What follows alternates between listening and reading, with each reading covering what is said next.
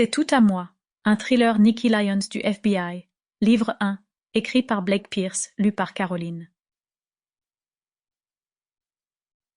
Prologue. On y était. Le moment qu'elle n'avait cessé d'attendre était enfin arrivé.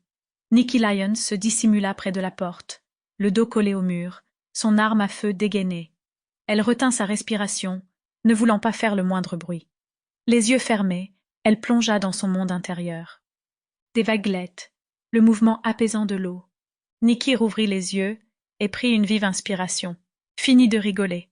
Elle se plaça face à la porte en bois pour l'ouvrir d'un coup de pied, chaussée de ses bottes noires, faisant exploser le verrou de cette petite maison reculée, située sur la côte rurale de la Floride.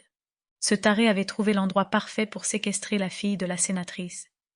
Nicky s'avança dans la maison déserte, arme au poing. En tant qu'agent de l'unité d'analyse comportementale spécialisée dans les enquêtes sur les personnes portées disparues, elle traquerait un kidnappeur jusqu'aux confins de la Terre. L'homme avait commis une erreur en achetant une barre chocolatée dans une supérette du coin avec sa carte de crédit, et Nicky avait découvert que cette maison avait appartenu à sa famille avant d'être vendue quelques années plus tôt. Son rachat avait convaincu les autres agents au QG que l'homme ne se trouverait pas ici. Mais Nicky avait fini par découvrir que l'acheteur de la maison ne semblait pas exister, un homme du nom de Daniel High, sans acte de naissance ni documents administratifs. Il avait acheté la maison en liquide. Nicky avait fleuré l'entourloupe.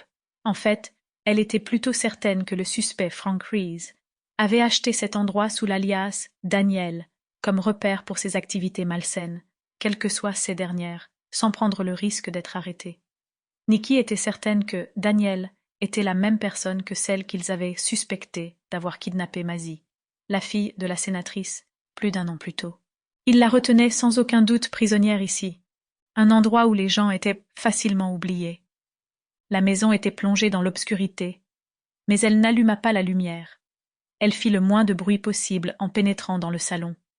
Elle inspira profondément et prit son courage à deux mains. Si cet homme avait bien kidnappé Mazzie et l'avait gardée enfermée ici pendant plus d'un an, alors il était capable de tout. Nicky sortit sa lampe torche et l'alluma, éclairant la chambre d'amis. Le parquet en bois craqua dans son dos. Le cœur de Nicky bondit dans sa poitrine. Quelqu'un se trouvait derrière elle. Nicky fit volte-face.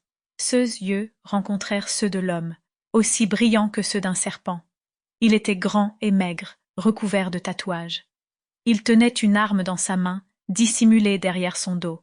Frank Reese. C'était vraiment lui. Nicky n'allait pas attendre qu'il lui tire dessus. Sample complete. Ready to continue?